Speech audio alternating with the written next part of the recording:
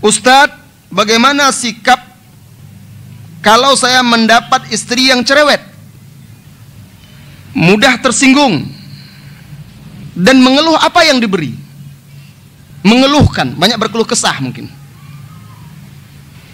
Sebenarnya saya sudah siapkan dalam makalah saya. Untuk jawaban ini ada tercakup dalam makalah saya dalam bagian kriteria istri pilihan.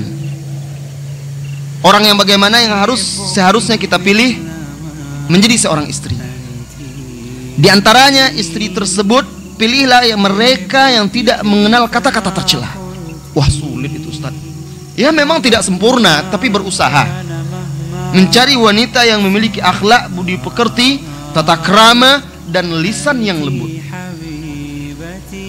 Betapapun seorang wanita tersebut cantik, molek, atau punya harta, tetap saja seorang pria akan merasa rendah, terhina dan jatuh di hadapan istrinya kalau istrinya suka meninggikan suara dari suaminya, suka berkeluh kesah, ketus, bermuka masam, dan kata-katanya sering tidak enak didengar. Bahkan kecantikannya itu tidak akan berarti apa-apa bagi seorang suami. Seorang suami, jika Allah takdirkan dia mendapat istri yang cerewet, bersabar dan bertakwalah kepada Allah Subhanahu wa ta'ala. Mungkin saja istri kita sebenarnya tidak cerewet, tetapi introspeksilah diri. Ada mungkin yang menyebabkan istri kita itu cerewet. Nah, ini masalahnya. Kita tidak membebankan semuanya kepada sang istri. Mungkin saja ada yang mendorong membuat istrinya itu jadi cerewet. Dilihatnya suaminya tidak becus, malas bekerja, begini, kasar, atau ini dan segala macamnya, sehingga istrinya tidak tahan. Akhirnya keluar kata-kata yang mungkin dianggap oleh sang suami tidak enak. Jadi bersabarlah. Sebagian istri-istri Nabi SAW, mereka juga terkadang membantah kata-kata Nabi dan berbicara suaranya lebih tinggi daripada Rasulullah SAW. Imam Al-Bukhari meriwayatkan di dalam kitab sahihnya, ketika terjadi pertengkaran antara beliau dengan Aisyah radhiyallahu anha yang tidak bisa mereka selesaikan, itu Rasulullah SAW terjadi pertengkaran dengan istrinya Aisyah radhiyallahu anha sampai Rasulullah membutuhkan penengah. Luar biasa.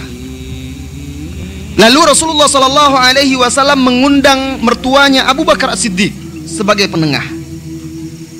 Datanglah Abu Bakar As-Siddiq radhiyallahu anhu, duduk di antara Rasulullah SAW dan Aisyah. Lalu Rasulullah SAW memulai, "Ya Aisyah, silahkan berbicara." Ternyata Rasulullah SAW mengalah, bukan dia langsung bicara, "Abu Bakar, anak kamu nih, begini. Tidak. Padahal dia Rasulullah SAW, dia suami. Tetapi Rasulullah berkata, "Aisyah, silakan bicara."